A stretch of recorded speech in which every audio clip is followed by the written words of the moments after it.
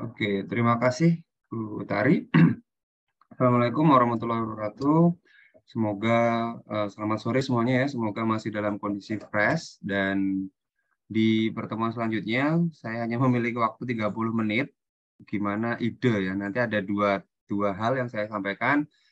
Bagaimana bagaimana seharusnya dan bagaimana kalau sudah kepepet kan gitu. Jadi ada dua hal. Terus kemudian saya menindaklanjuti dari departemen ya terkait on cam atau tidak on cam ini.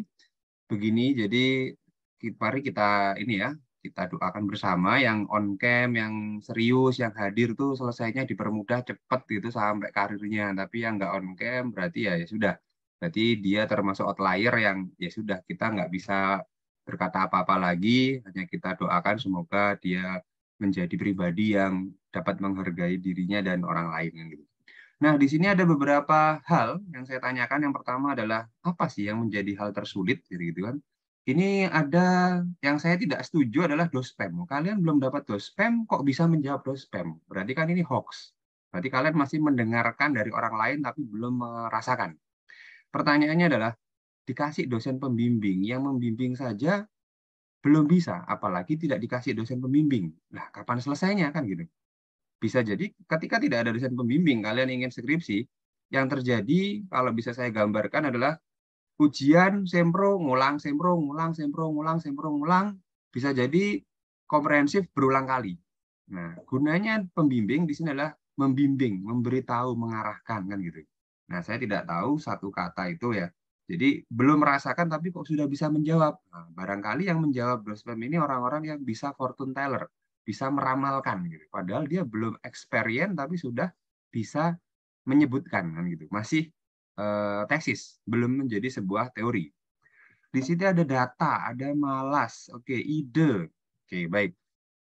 Saya setuju dengan malas karena sejatinya musuh terbesar dalam menyelesaikan tugas akhir, terutama kita sudah memfasilitasi dengan mempersedikit halaman ya. Artinya kalau dulu itu 60 sekian, sekarang kalau melihat panduannya itu ketika format jurnal at least itu antara 15, 12 sampai dengan 25-an halamannya. Format kertasnya ya tergantung nanti apakah A4, apakah A5. Jadi di situ akan lebih padat gitu. Bagi orang-orang yang suka inti-inti dia lebih suka, tapi kalau dia yang suka aduh nanti dibaca dosen, tulis banyak-banyak, copy paste dari mana saja, pasti dia akan lama. Jadi itu ya. Intinya dari semua yang tertulis ini konsistensi, plagiasi, slow respon. Yang jawab slow respon misalkan, apakah yakin ketika mendapat dosen yang fast respon akan cepat selesai juga? Belum tentu juga ya. Jadi kalau saya bisa garis bawahi di sini adalah rasa malas biasanya. Kemudian didukung memang faktor kedua, faktor ketiganya lingkungan yang lain, tapi berangkat dari diri masing-masing. Oke, ada dua tipikal dalam saya jelaskan kali ini karena waktunya mepet. Bagaimana mencari ide yang idealnya dan bagaimana kalau sudah mepet, Pak. Ini semester 7, saya belum punya ide. Biar cepat gimana kan gitu. Oke, kemudian terima kasih yang sudah konfirmasi tentang off cam ya. Saya ingin lebih banyak ngobrol atau diskusi karena seperti ini. Coba salah satu perwakilan deh atau setiap PS satu orang perwakilan yang kondisinya bisa on mic respon. Satu orang coba atau dua orang bisa on mic. Saya ingin modelnya bukan one way tapi two way ya, supaya tidak ngantuk. Silakan ada yang sukarelawan? Ada? Silakan Jangan yang perwakilan salah satu. perwakilan aja. Kalau bisa yang belum pernah saya temui di kelas. Artinya baru ketemu di sini. Kalau yang sudah pernah ya sudah lah, nggak usah. Yang belum pernah. Ada? Coba. Siapa? Belum terdeteksi. Silakan, ayo bisa dimanfaatkan ya ini Ayo. untuk menggali ilmu sebanyak-banyaknya nanti biar kalian lebih siap gitu Sambil ya memenuhi. mengidentifikasi idenya. Iya, betul. Ayo silakan, masa harus ditunjuk. Nah ini siapa nih? Rizaldi ini yang mana dulu? Kalau sudah pernah jangan. Yang kalau bisa yang belum pernah berinteraksi lah. Rizaldi yang mana Rizaldi? Sudah pernah interaksi saya. Sudah. Selain Rizaldi dulu. Utamakan yang belum pernah dulu. Biar saya semakin banyak tahu adik-adik ini. Yang belum pernah. Ada. Yang tadi bertanya tadi kayaknya belum pernah ketemu di kelas. Silakan. Saya nggak ada. Rizaldi ini sebagai apa? Jangan Rizaldi dulu lah. Yang lainnya dulu. Ada? Coba dipanggil Mbak Utari. Yang Oke, kelihatan saya serius panggil ya. memperhatikan dari tadi. Ya. Oke. Eh, Septianti Septianti, bisa Septianti. on mic, oke? Ya, ya Bu. Oke, silakan. Ini Pak Amin. Septi, saya tanya. Kalau ditanya teori ekonomi sama cerita Maling Kundang atau Timun Mas, kamu lebih ingat mana? Ya, tentu saja cerita dari dongeng-dongeng itu, Pak. Kenapa? Sadar nggak? Karena sering dengar juga dan emang kayak membekas gitu Pak di ingatan. Oke, baik. Oke ya, setuju ya. Berarti sore ini saya tidak akan rencananya mau menyampaikan apa yang ada di materi, tapi betul manusia itu didesain untuk apa istilahnya eh, bisa merespon mengingat lebih lama dongeng cerita dibanding teori. Teori itu cepat lupa. Teori yang baru kalian pelajari semester 1, semester 2, bahkan yang kemarin baru belajar di semester 6 gitu, sudah pasti banyak yang lupa. Karena apa? Lebih asik cerita kan gitu. Jadi kita bagaimana menemukan ide dengan gaya cerita. Saya pengen coaching bukan tutoring, bukan lecturing, bukan teaching, tapi coaching itu gimana sih supaya kalian percaya diri. Boleh deh perwakilan 3-3 atau siapapun yang mau on mic nanti silahkan saling ini ya, saling bertukar ya. Tapi sebelumnya nanti akan saya tanya idenya dari mana, sudah bagaimana. Coaching itu sistemnya adalah yang kurang pede terutama ya. Yang kalau sudah pede ya nanti ini materinya. Yang sudah pede pastinya sudah mengerti saya mau mengapa, saya mau nulis apa. Tapi kan yang dibantu dalam hal ini adalah bagi mereka yang ini kalau kita gali ya, saya yakin mayoritas di atas 50% dengan tingkat signifikansi 10% kesalahan gitu. 10% saya yakin di atas 50% masih bingung ide. Aduh, saya mau apa ya, Pak ya? Tapi yang sudah mulai baca sejak semester 2, sudah mulai baca serius, belajar mengikuti tren, saya pengennya di ini Pak, saya passionnya di bidang ini, itu pasti sudah punya ide. Tinggal menata ulang. Tapi yang dibutuhkan dalam pertama hal ini adalah mereka yang mayoritas. Gitu kan. Nah, di sini saya mengutip ini ya, semoga kelihatan, ini bukan bahasa Arab, saya percepat aja. Artinya apa? Sebenarnya dalam menulis skripsi, wah ini gambarnya agak belepotan, membaca tanda. Ketika kalian dalam kelas sudah mempelajari, oh saya senangnya itu kemiskinan, Pak. Saya senangnya perbankan, saya senangnya pemberdayaan ekonomi, saya senangnya pembangunan. Sebenarnya itu adalah tanda-tanda yang sudah kalian pelajari. Ketika kalian banyak membaca berita, menghubungkannya dengan teori yang kalian sukai, itu sudah modal ide. Kemudian ada proses pengulangan, diskusi, itu idealnya, ya kan? Ini proses berpikirnya manusia. Nah, kemudian yang terakhir itu sudah bahasa Indonesia juga, cuman aslinya memang berasal dari Arab, yaitu taklim dan hikmah. Anggaplah nulis skripsi ini menyampaikan kembali apa yang sudah kalian pelajari selama kuliah, gitu. Karena apa? Pasti akan ada pertanyaan. Ada sebuah mahasiswa itu gini, teori utaut gitu. Dia pengen meneliti tentang teori yang dia nggak pernah pelajari selama kuliah. Memang ada beberapa yang tidak menyetujui, ada beberapa, oke, kamu mempelajari teori baru ini, kan, tentang teknologi. Gitu. Tapi itu kita kembalikan lagi nanti kepada dosen-dosen pengujinya dan pembimbingnya. Yang mempelajari teori baru, kamu pernah belajar teori ini di semester berapa? Oh, nggak pernah, Pak. Terus kamu kok passionnya ini? Ya, Kak, saya di tengah perjalanan belajar mempelajarinya sendiri. Nah, itu bagus juga. Tapi ada juga yang, oh kamu nggak belajar ini, nggak mampu ini, nanti lama skripsimu. Ada yang seperti itu. Jadi artinya apa? Sebenarnya proses skripsi adalah menyampaikan apa yang sudah kalian baca, pelajari, amati selama kuliah. Nah, kalau kuliahnya benar, mestinya ide, gagasan, bacaan, lingkungan, teman diskusi, dosen-dosen yang sering diajak bicara gitu, itu mestinya sudah sefrekuensi. Tinggal menyampaikan saja, tinggal melaporkan. Orang yang seperti ini, saya yakin jumlahnya nggak banyak. Itu yang ideal ya. Nah, kenapa hal itu bisa terjadi? Tadi ada jawaban malas ya. Karena memang kita akui lah. Ada yang menyangkal, boleh. Kita memang negara paling sedikit baca bukunya. Oke, baca buku sedikit. Baca berita? Boleh nggak sih skripsi dari berita? Boleh. Kalian suka apa sih? Misalkan yang suka main game, yang suka nonton itu bisa nggak dianalisis dari sisi ekonominya misalkan? Oh, animo masyarakat atau permintaan gitu kan? Film-film dari Eropa, film-film dari luar negeri, apa ya? Film luar negeri itu yang paling banyak mendominasi M-nya sebuah perekonomian yang mana? Kalau kita itu beli film, bayar, impor, berarti kita dari sisi pergerakan dananya kita demand apa? Let's say apa sih drama yang paling laris di Indonesia yang paling bisa penjualannya tinggi, ada nggak di sini? Yang suka nonton film kemudian mengamati pergerakannya, pertukarannya, mempengaruhi nilai tukar apa tidak, ada nggak? Dari hobi deh, dari berangkat dari yang menyenangkan. Doh bisa lagi, yang lainnya dulu. Saya nggak mau yang sudah kenal. Yang sudah kenal ngobrolnya di luar kelas. Ada? Coba, yang punya hobi misalkan. Merasa nggak? Yang suka es krim, yang suka makanan gitu. Itu mempengaruhi nggak sih secara ekonomi gitu? Berdampak nggak sih dengan ekonomi? Anggaplah yang eh, makro gitu ya. Itu memberatkan hutang negara nggak? Seperti itu. Kita ekspornya apa? Impornya apa? Misalkan bahasanya gitu.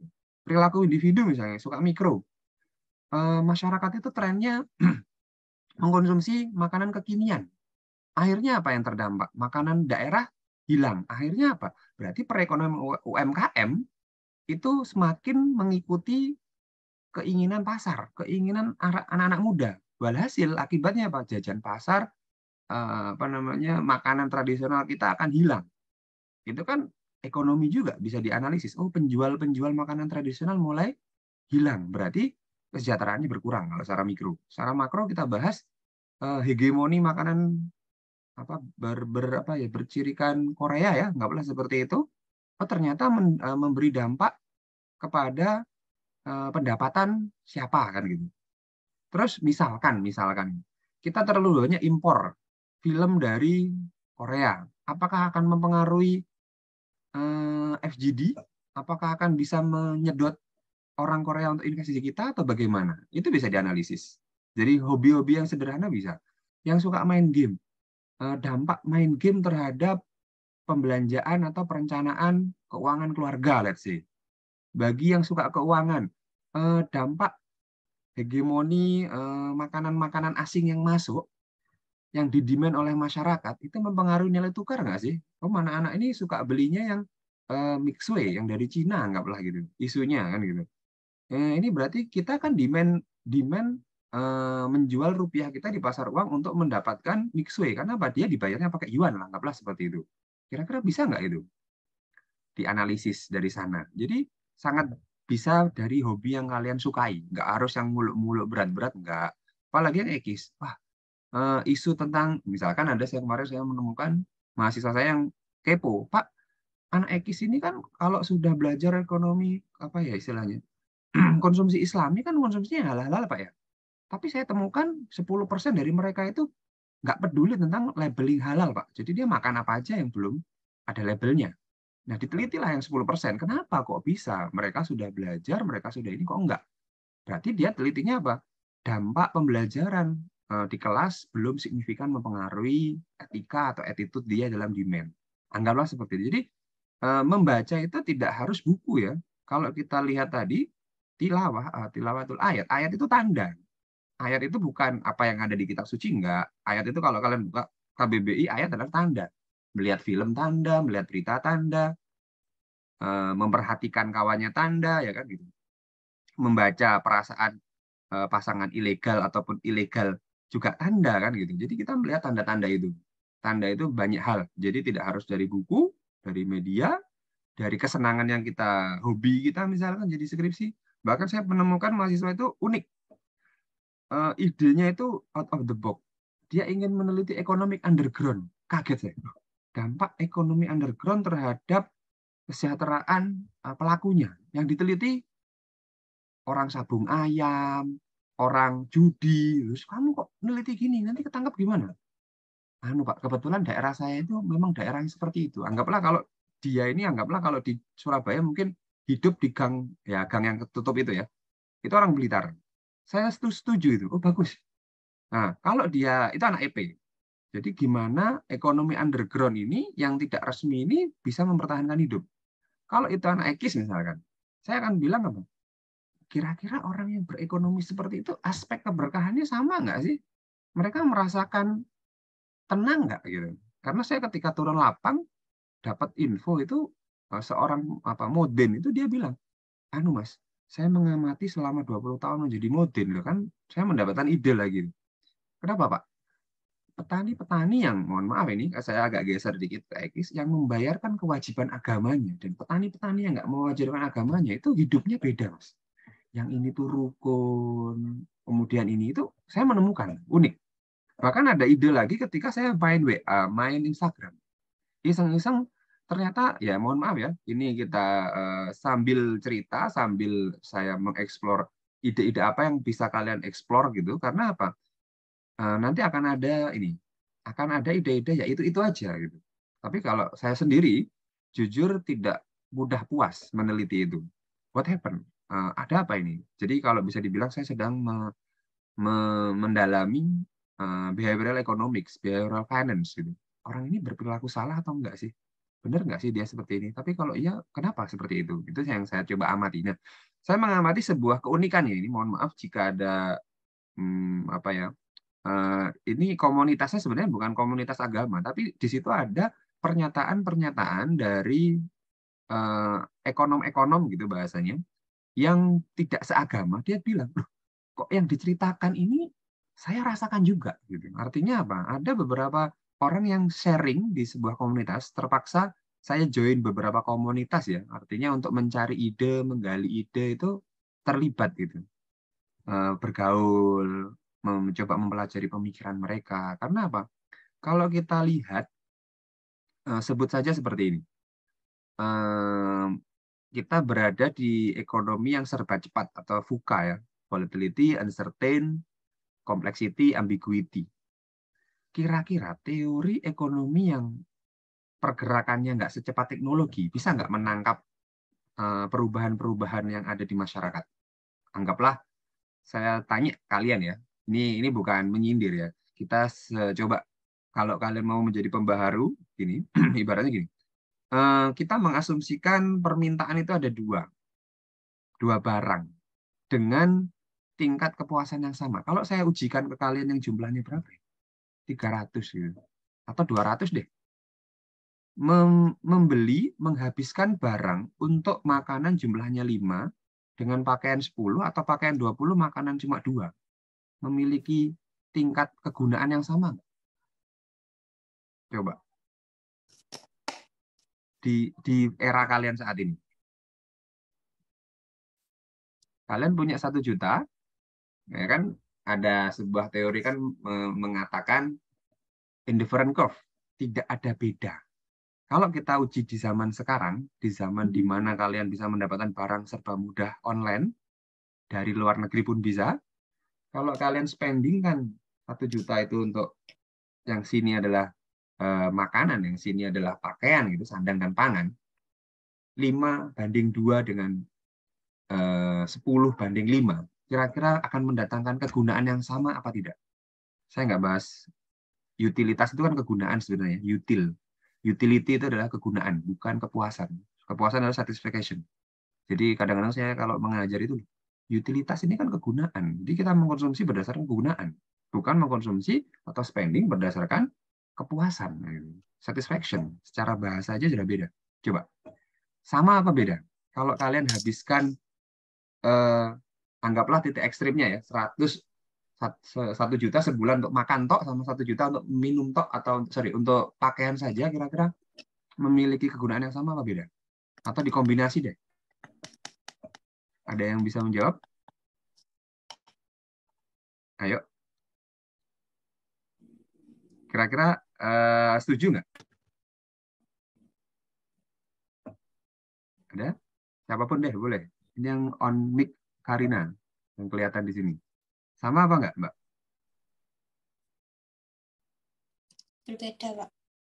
Beda ya. Nah, itu kalau kalian tipikal yang berani, silahkan diteliti. Tapi kalau tidak, ya jangan. Nah, jadi saya menunjukkan bahwasanya ide itu sebenarnya ada di sekitar kita, bisa berangkat hal-hal dari yang kalian sukai selama kalian membacanya. Kan membaca kondisi, membaca situasi, membaca perasaan, kan banyak ya. Nggak harus baca buku. Intinya, wah saya mengamati ini kok kayak gini ya. Saya menyukai hobinya ini. Misalkan ada mahasiswa yang sukanya di kafe. Yang dia teliti apa? Perkembangan apa namanya kopi di area itu apa namanya? Sini itu mana sih? Dia meneliti tentang keberadaan dekat sini itu apa? Yang wisata yang jadi tempat wisata yang sekarang apa? Pesawat lurus itu apa daerahnya? Kalau lupa saya. Sudimoro. Bener ya? Dia meneliti di situ. Bagaimana geliat bisnis di sana terhadap masyarakat sekitar. Apakah seperti bagaimana itu diteliti juga. Tergantung case-nya. Itu kalau ide. Mengenai ide kalian bisa banyak cari tahu. Ini kita dibaca sendiri ya. Ini ibaratnya ide, berarti ide itu memang sebenarnya selama kegiatan perkuliahan itu sudah muncul banyak ide. Tinggal mana yang paling cepat dilaksanakan dari semua ide ini. Mana yang paling lengkap datanya, mana yang paling mudah metodologinya misalkan, mana yang sudah paling siap latar belakangnya, mana yang paling banyak kajian pustakanya. Nah, tinggal diambil idenya ketika kalian memiliki beberapa ide. Tapi kalau idenya hanya satu, dicek pustakanya ada nggak? Duh, kok membingungkan. Latar belakangnya, sumber-sumbernya, waduh, kurang banyak. Datanya nggak ada. Berarti ide itu jangan dilaksanakan dulu. Cari ide-ide yang kemungkinan ketika dicocok-cocokkan paling cepat mana. Karena sekali lagi skripsi yang baik adalah yang selesai. Kemudian ini juga sama. Apakah kemudian Pak, saya pengen panjang umur, saya malas-malasan aja kan nggak gitu. Itu false decision. Kunci melompat-lompat dan mereka hidup cuma 8 tahun. Kura-kura nggak banyak melakukan apa-apa, hidupnya lama. Berarti kalau kalian punya kesimpulan, oh berarti kunci hidupannya malas-malasan, nah itu hati-hati. Jadi bukan seperti itu ya. Nah ini beberapa hal saya percepat aja ke sini. Nah ini, ada opsi lain. Ya sudah Pak, saya mau main aman-aman saja, topiknya biasa-biasa aja, idenya biasa-biasa aja. Nah, kendalanya adalah pasti akan ketemu apa keterbaruannya. Ketemunya di sana pasti. What is new? Apa yang baru dari ide Anda kalau memang ide itu adalah ide yang biasa-biasa saja kan gitu. Tapi kalau kalian punya ide gagasan yang unik, biasanya akan cepat. Nah, kemudian cara memperoleh ide secara teori ini. Baca buku, internet, pernyataan seseorang, lingkungan sekitar. Kalau tadi saya tambahkan hobi. Kalian hobinya di mana sih? Coba dari hobi itu bisa nggak jadi ide skripsi? Kalian punya kebiasaan apa? Hal yang kalian sukai apa sih? Bisa nggak jadi ide skripsi? Kan gitu aja kan? Pengalaman pribadi. Nah, yang terakhir konsultasi. Misalkan kalian, saya pengennya dibimbing beliau. Berarti caranya seperti ini. Kalau kalian sudah menentukan poin 8, kita akan cara yang poin 8 adalah Google Scholar.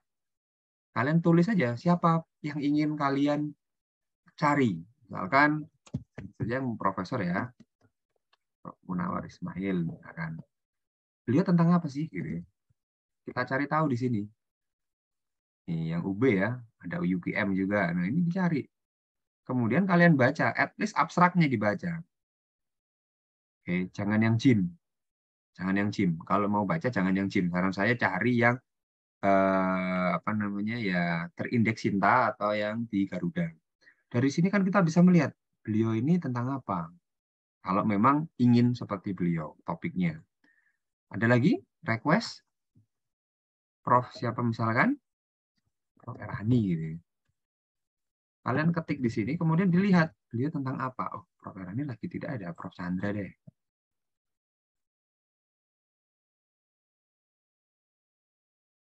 Jadi kalian cari bacaan-bacaannya beliau tentang apa sih? Dari situ nanti kan ada apa namanya, daftar pustaka. Di situ bisa kalian tambahkan. Ketika kalian itu, oh beliau tentang ini penilaiannya. Ya kan. Jadi dari sini kalian download, kalian baca abstraknya, poin-poinnya, kira-kira mau apa saya. Baru dari situ nanti kalian dalami apa yang saya bisa pilihannya ada beberapa ya. Ada yang sistemnya melengkapi. Oh, saya setuju dengan beliau, saya ingin melengkapi. Itu yang paling mudah. Saya ingin menambahkan variabel misalnya. Saya pengen menambahkan kasusnya di tempat lain. Atau yang kontradiktif. Beliau bicara A, saya pengennya B. Atau di tempat saya berbeda. Gitu. Atau Bu Asfi. Yang ekis misalkan ya. Oh, sorry. Artikelnya. Nah, kita cari. Nah, ini beliau ya. Oke. Oh, langsung masuk ke sini. Mestinya ini keluarnya author nih. Kok keluarnya seperti ini? Mohon maaf ya. Yang tadi nama. Yang ini keluarnya nama. Ini keluarnya kok beda. Coba. Oh, ini dia. Salah. Nah. Bacaannya beliau tentang apa? Tinggal kita cari di situ. Ya kan? Jadi kita bisa melihat kalau memang kalian memilih yang poin tadi ya terakhir ya tentang konsultasi. Berarti tapi kalau memang belum ada, saya belum ada bayangan Pak dengan siapa akan ini, ya sudah. Berarti kalian bisa mencari di Google Scholar ataupun di Garuda. Kalau saya sih menyarankan jangan menulis kata kuncinya ya. Cari dari jurnal apa yang kalian ingin baca. Misalkan tentang keuangan, buka jurnal yang tentang keuangan, Sinta cari di filter gitu tentang keuangan. Coba kita lihat. Kalau kita buka Sinta yang terbaru, kalau misalnya Sinta 3, kita Sintanya sudah level 3, di sini kalian tinggal cari aja source, jurnal kan itu. Filternya dicari tentang apa? Ekonomi, humanity, sosial, science, Garuda, Scopus, Sinta, tinggal diklik. Nah, nanti kalian akan muncul bacaan-bacaan yang bisa membantu ide di sana. Oh, ini kayaknya menarik nih, di tempat saya ada. Ini berapa Sinta 1 kan? Ini Gajah. Ini tinggal kalian baca di sana. Cek. Akan kita cek di sini apa sih judulnya gitu. Kita ini lebih mudah dibanding zaman saya dulu harus ke setiap perpustakaan yang sistemnya belum online. Jadi kalian sudah dipermudah dengan teknologi lagi-lagi ya. Oke, itu idenya dari mana? Bisa berangkat dari ide sehari-hari, bisa berangkat dari yang bombastis, bisa berangkat dari yang ya sudah Pak, saya sederhana saja, yang penting cepat. Nah, kemudian ide penelitian artinya adalah masalah. Pertanyaannya, kira-kira orang luar negeri itu neliti di Indonesia kenapa sih? Karena banyak masalah. Makanya mereka suka neliti di Indonesia. Kenapa? Permasalahan di Indonesia itu nggak pernah selesai.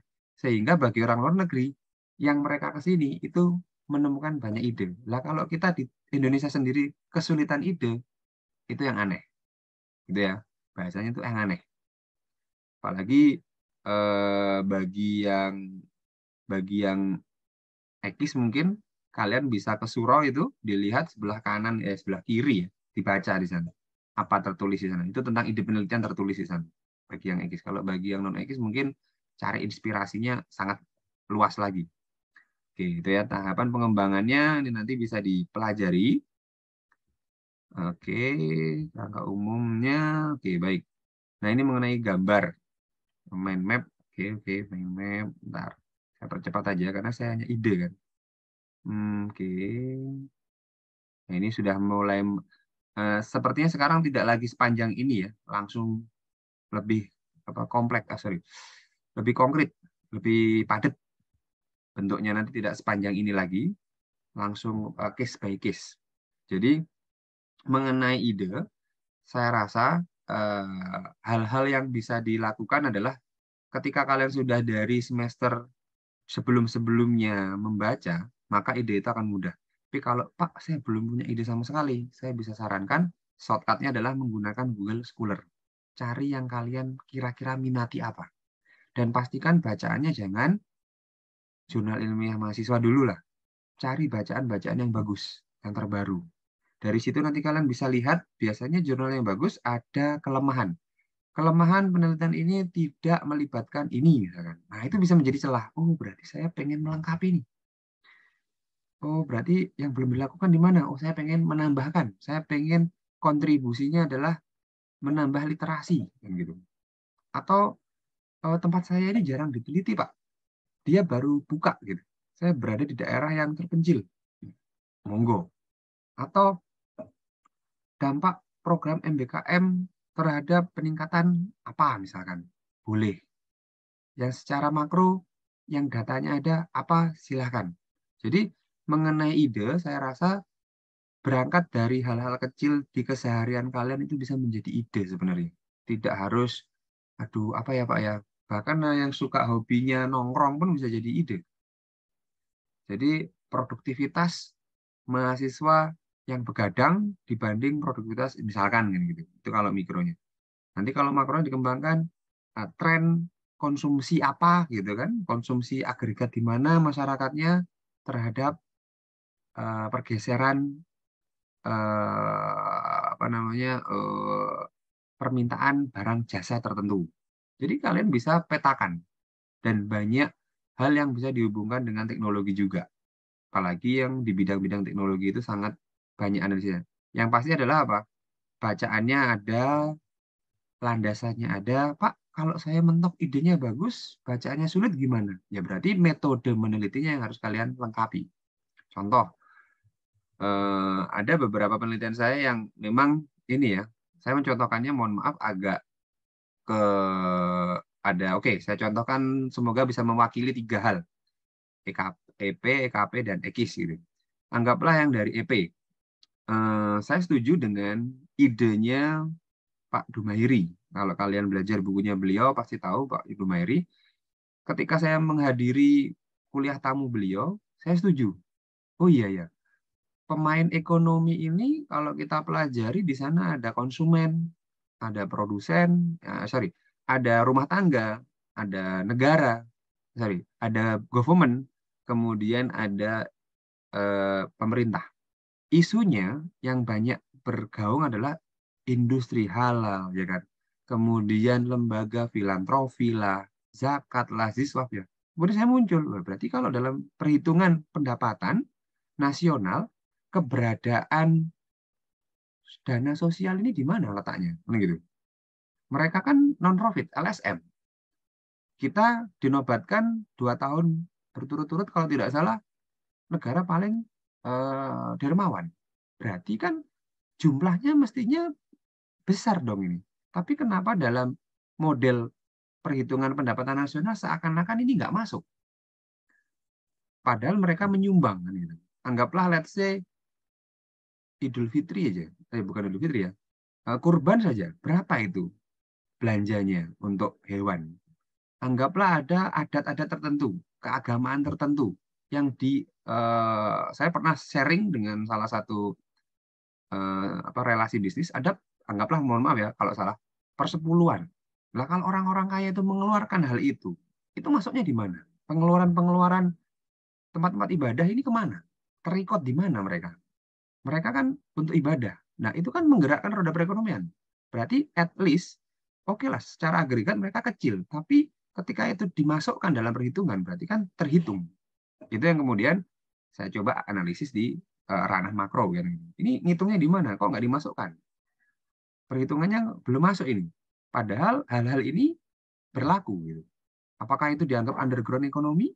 Padahal secara undang-undang ada, secara lembaga kasat mata ada, bahkan yang kemarin mohon maaf apa itu ACT itu kan lembaganya nggak kecil gitu. Itu kalau kita kumpulkan dalam satu negara secara agregat membantu pemerintahan sekali, membantu pengeluaran government dalam pengentasan kemiskinan secara tidak langsung kalau mau diteliti. Itu anggaplah itu ya. Idenya ke sana. Kemudian yang keuangan. Kemarin saya menemukan sebuah keanehan gitu. Behavioral finance perangkatnya. Kenapa orang-orang ini kok ada orang-orang yang mau keluar gitu? Karena ide itu muncul saat saya ditelepon seseorang, Mas, saya mau cerita gitu. Kakak tingkat kalian ya. Saya ini mau keluar gitu. kok keluar gitu. Pendapatannya berapa? 2 digit. 2 digit anggaplah 10 kali dari dia masuk. Per bulannya sudah di angka 40-50. Dia keluar dari lembaga itu. Kenapa, Mas? Dan akhirnya dia sekarang S2 di UB. S2 di UB beliaunya, narasumber ini. Berangkat dari curhatan itu, saya kemudian meneliti. Ini sebuah pilihan yang nggak rasional dari seorang pelaku ekonomi. Jauh sebelum itu, ketika saya S1, saat itu melihat Bloomberg TV Indonesia masih ada, sekarang sudah nggak ada Bloomberg TV itu, saya juga melihat kejadian yang unik. Gajinya 40 juta per bulan, bekerja di brokerage, dia keluar jadi peternak burung puyuh di Jakarta sana. Itu beritanya sekitar 2010-2011. Ketika melihat itu, saya hanya melihat, kok aneh ya, gaji ini gede kok keluar. Itu saya belum S2. Lah, kok kejadian lagi di 2020, ada seorang yang telepon, Mas, saya mau tanya, saya mau sharing. Pas dia mau sharing, mau keluar tuh saya tanya, keluarga gimana? Enggak. Nanti kamu diceraikan, diminta cerai gimana? Kan mesti ekonomi terganggu ini. Itu beliau cerita, saya sudah mantap, saya sudah 4 tahun memikirkan hal ini. Kan nggak rasional hal ini. Jadi berapa tahun yang lalu saya pernah terpikirkan, kemudian ketemu, jadi saya teliti itu. Irrational choice of titik-titik gitu. Irrational choice, kenapa? Orang itu butuh kerja di era pandemi, ini kok keluar gitu. Kan nggak rasional. Akhirnya saya jadikan penelitian. Muncul ide. Kemudian oke lah, yang terakhir, kalau untuk contoh ekis, simple. Kita belajar negara pertanian, agraris. Berarti kan mayoritas muslim ya, petani itu. Ada petani yang non-muslim mungkin dikit. Tapi kalau kita dilihat, oke, demografi kita mayoritas muslim, kemudian pekerjaannya petani, agraris, tapi jumlah pertanian menurun. Ada apa? Ada something wrong kah? Gitu. Kemudian saya analisis. Katanya ada zakat pertanian. Mestinya kalau dia berzakat pertanian, pertaniannya akan makin maju dong. Teorinya kan gitu. Saya cari tahu di lapangan. Ternyata belum banyak petani yang menzakati. Kemudian saya temukan satu yang melaksanakan itu. Saya tanya, Pak, jenengan ini mengeluarkan kayak gini nggak rugi tuh, Pak? Kan kalau kita berangkatnya dari ekonomi umum kan rugi kan gitu. Nggak rasional itu. Karena apa? There is no such thing as freelance. Nggak ada itu. Berbagi itu nggak ada dalam rumus ekonomi umum. Tapi kenapa ini berbagi? Kenapa dia melaksanakan hal ini? Apa dampaknya? Itu yang saya teliti akhirnya. Ternyata saya temukan dengan melaksanakan hal ini ternyata apa? Tanpa beliau pakai pestisida, nggak perlu pakai pasang ular atau perangkap tikus listrik. Dia mengakui, saya di Kebumen, Mas, di daerah asal saya. Saudara saya itu pakai perangkap tikus di listrik, anaknya kejebak, tersengat listrik, ya kena musibah. Di sini saya nggarap sawah ini sekian tahun nggak pernah di pestisida, nggak pernah ini. Kemudian saya curiga ada apa? Ternyata beliau setiap panen 10% dipotong, 5% 10% dipotong, udah kayak gitu. Dan itu saya sharing dengan beberapa orang yang mohon maaf relasi bisnis lah bahasanya gitu. Beliau bilang, iya Mas, saya ini membayar per 10 itu hidup saya itu lancar, saya gini. Itu saya mendapat pernyataan. Akhirnya saya mendapat apa? Ide lagi. Barangkali dengan menerapkan hal ini dari berbagai perspektif bisa menjadi risk management. Bisa menolak risiko jangan-jangan. Itu yang kemudian muncul ide. Jadi ide itu tidak harus kaku ya, artinya bisa dari kejadian-kejadian. Nah, tinggal nanti, duh Pak, teorinya nggak ada. Ya sudah. Berarti caranya gimana kalau teori nggak ada? Metodenya bagaimana? Oh, ini teorinya sudah bagus, dikompleti. Seperti itu ya. Jadi ide bisa berasal dari manapun, bisa dari, mohon maaf, biasanya jujur ini, adik-adik ini mesti kalau di kamar mandi lebih banyak muncul ide ya. Nah, tulis di sana. Bawa catatan di sana ya. Karena saya punya teman juga, nggak tahu jujur apa tidaknya, beliau itu punya notes di kamar mandinya. Karena apa?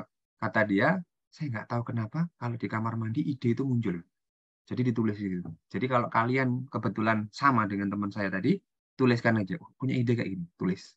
Begitu juga ketika saya mengisi hari ini tuh juga bingung. Duh, saya mau ngisi apa ya? Akhirnya menemukan tadi, oh ya manusia itu lebih suka telling story dan teori. Jadi oke, lebih baik saya natural saja menceritakan bagaimana mendapatkan ide-ide, melihat fenomena, kemudian muncul ide daripada harus theoretical tapi nggak ada yang nyantol kan gitu.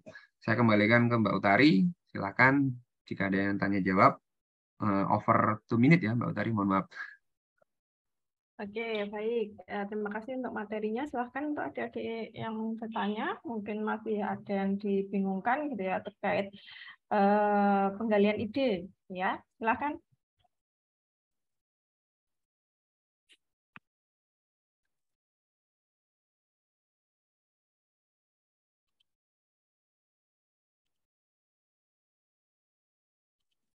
Nah, nggak ada pertanyaan berarti bisa selesai cepat Mbak. Oh, ini ada satu yang Saya angkat tangan katakan dulu. ya nggak apa-apa. Muhammad Rizaldi, silahkan. Oke. Silakan. Terima kasih Bu Utari atas kesempatannya dan makasih Pak Amin atas penjelasannya. Mungkin saya izin bertanya Pak terkait sebenarnya cukup teknis. Sebenarnya topik yang ingin saya ajukan itu time frame-nya itu dia itu permasalahan insidental Pak. Sehingga ketika mencari datanya itu nggak bisa sesuai pakem sekitar 5 tahun ke belakang. Dia itu fenomena yang sekitar hanya 6 bulan gitu Pak. Kira-kira apakah ada patokan ketika meneliti skripsi itu ada patokan time frame seperti yang biasa diajarkan ya minimal 3 atau 4 tahun atau misalnya ada pengecualian ketika ada fenomena tertentu. Mungkin seperti itu Pak. Dijawab langsung apa gimana kan Mbak Utari? Boleh Pak Amin langsung dijawab, silahkan. Oh gitu aja ya. Oke, benar. Itu apa itu? Kalau boleh tahu, siapa itu? Rizaldi. Kamu ingin meneliti apa? Sebenarnya terkait dengan kebijakan Federal Reserve tapering, Pak. Oke, tapering. Baik. Berarti ini ya. Datanya ada ya? Datanya ada, Pak. Gini, ketika ada ide, kemudian kita mentok nih terkait dengan asumsi-asumsi yang dibangun ya. Itu kan yang tanya kan? Betul ya, Rizaldi ya? Oke, berarti di sana kamu belajar ini kan? Ini prodinya apa? Ekonomi Islam, Pak. Kalau tidak salah itu kan ada statistik multivariat ya? Ada, Pak. Oke, jadi gini, saya jelaskan memang adik-adik mahasiswa S1 itu diarahkannya menggunakan alat. Makanya alatnya diperkuat. Tapi tidak menutup kemungkinan bagi yang dianggap layak dan mampu menggunakan alat yang lain boleh gitu. Jadi memang kita menganjurkannya gunakan alat yang mudah aja, yang ada datanya yang running. Oke? Tapi ketika mampu monggo saja menggunakan alat yang satunya. Walaupun alat itu dinilai anak S1 kayaknya berat. Tapi bagi sebagian orang nggak apa-apa kok. Boleh. Dengan cara apa? Dia menunjukkan kemampuan dia berpikir, kemampuan dia bercerita. Saya punya mahasiswa itu skripsinya kuantitatif, pakai kuesioner. Kemudian dia selain menyampaikan turun lapang itu, dia cerita banyak gitu. Saya tahu, kamu ini penelitianmu kan menyusun instrumen penelitian menggunakan kuesioner. Kenapa kamu banyak cerita? Iya Pak, saya di lapangan menemukan banyak hal. Gara-gara anaknya memang komunikatif dan kreatif, oke, skripsimu jadi ini, ceritamu jadi jurnal. Jadi dalam turun lapangan, si anak ini bisa membuat 2 karya. Satunya running data berdasarkan kuesioner turun lapangan, satunya menjadi hal-hal yang nggak bisa diceritakan dalam kuesioner itu. Kayak gitu ya. Jadi kalau Rizaldi di sana kan ada statistik multivariat. Misalkan datanya terkendala, ya berarti pakai alat analisis yang lain. Sudah diajarkan ya Rizaldi mengenai itu. Kalau nggak mencukupi 30, ada apa di sana? Ada alat analisis apa yang bisa digunakan kan ada. Ya kan? Multivariat kan gunanya untuk itu. Karena apa? Memang terkendala di data yang harus minimal sekian. Gitu. Itu yang kemudian jangan menjadikan, aduh nggak ada data, pusing Pak. Jangan mikir data ya. Kita materi saya adalah ide. Yang penting idenya muncul dulu. Baru nanti di materi-materi berikutnya, ide saya ini kompatibel nggak dengan datanya? Ide saya ini kalau dilanjutkan cepat nggak? Lama nggak? Kayak gitu. Jadi idenya ada dulu, di brainstorm dulu, punya ide apa saja. Saya pun penelitian-penelitian yang cepat-cepat itu adalah idenya biasanya dari mahasiswa. Kemudian saya bantu. Tapi kalau yang penelitian saya pribadi, jujur, itu adalah idenya muncul dari diri pribadi, datanya sulit, dan uncommon. Nah, yang saya ceritakan 3 tadi kan uncommon. Apa kasus yang tidak biasa. Makanya itu yang menjadi ketertarikan saya di situ. Meneliti yang unik-unik, yang uncommon. Tapi kalau untuk adik-adik, ya saya akan ngikut aja. Pak, saya pengen neliti FDR berpengaruh nggak? Oh, monggo. Ini ya monggo. Artinya boleh. Jadi kalau Rizaldi ingin idenya itu, kemudian datanya nanti, oh datanya dikit Pak. Di multivariatan ada itu. Kira-kira bisa nggak pakai ini? Boleh nggak? Gitu. Ketika itu boleh ya sudah, lanjutkan. Posibilitasnya selesai nggak? Gitu. Gitu ya. Kalau terkait dengan teknis data nanti bisa ditanyakan di MedPen bagian metode kuantitatif. Secara metode lolos nggak? Kalau menurut Pak Dias itu 2, 3, 1. 2, ada nggak teorinya? 3, alatnya ada nggak? Baru susun rumusan latar belakang. Tapi kan saya nggak mengajari itu ya hari ini. Ide, gimana kita mencari ide supaya ide itu muncul. Oke? Cukup Rizaldi ya. Nanti bisa ditanyakan teknis hitungannya atau alatnya apa. Bawa aja datanya saat di sesi TM yang MedPen.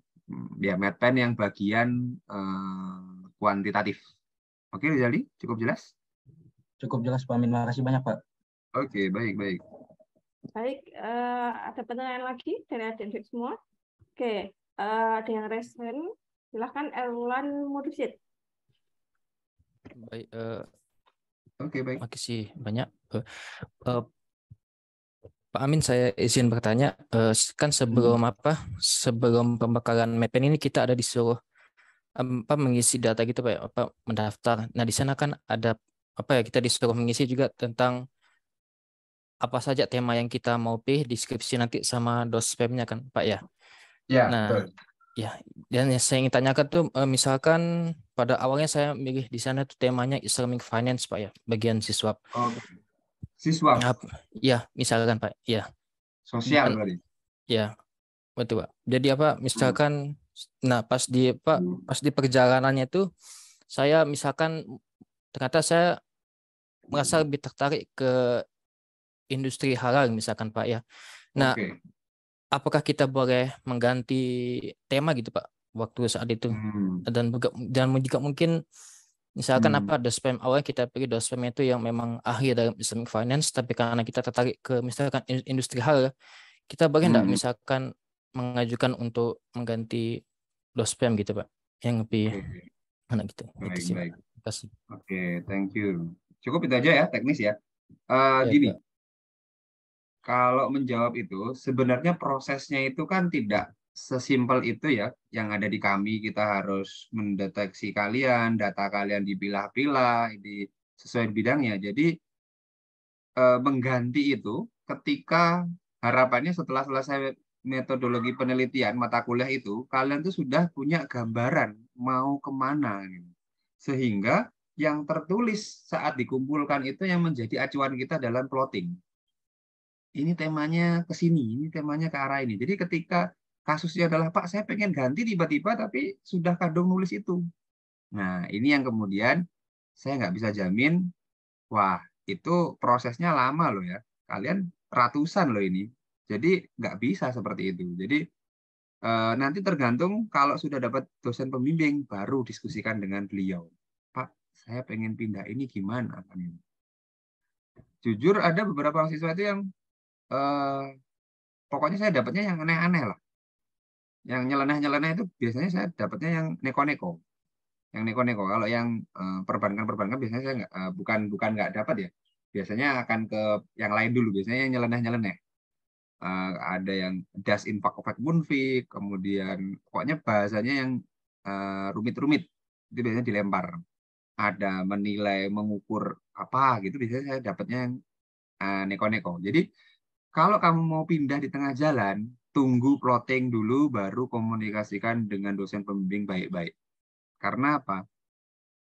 Kami mempersepsikan ketika kalian mengisi itu adalah hasil renungan kalian selama 1 semester di MedPen, topik khusus, itu kalian sudah harusnya menentukan saya pengennya di sini. Jadi jangan sampai mudah berganti. Kenapa?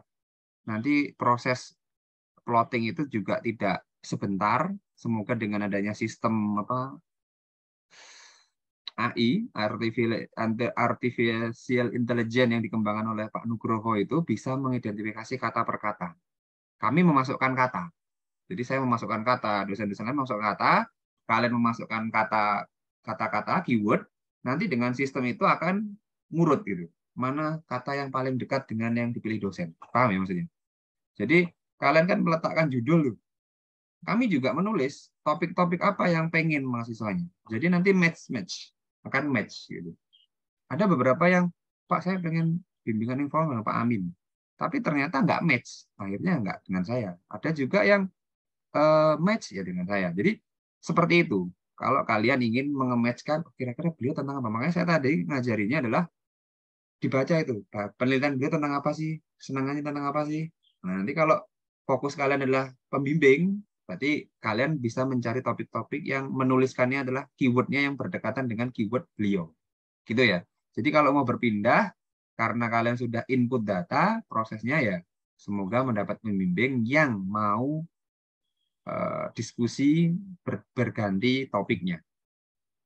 Gitu Erlan. Jadi karena ini prosesnya sudah masuk kan, dan tadi dijanjikan kurang dari 7 hari ya. Nah, berarti kalau sudah terbangun itu artificial intelligence untuk mencocokkan nama itu akan makin cepat, insya Allah. Jadi nggak lagi bingung. Jadi jangan sampai merubah-rubah, mengganti-ganti saat data sudah masuk. Karena itu akan mengganggu secara keseluruhan. Begitu Erlanda. Baik, Pak. Makasih banyak, Pak Amin. Oke. Baik, mungkin masih ada pertanyaan lagi dari adik-adik.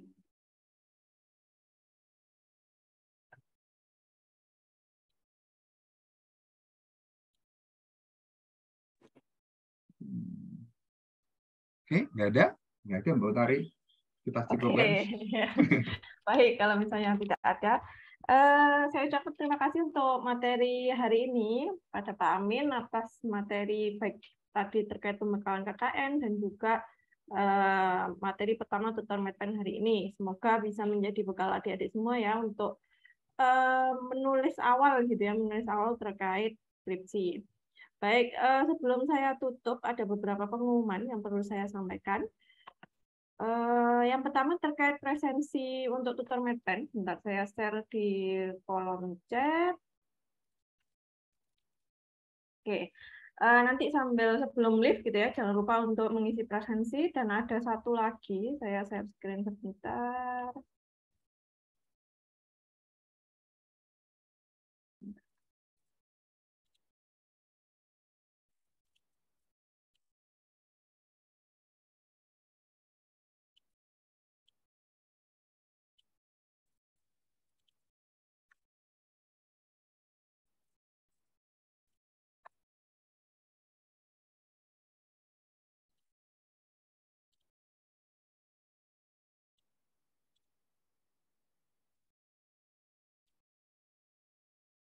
Oke, jadi tadi saya sempat menyinggung terkait penugasan gitu ya yang akan disampaikan di Google Classroom.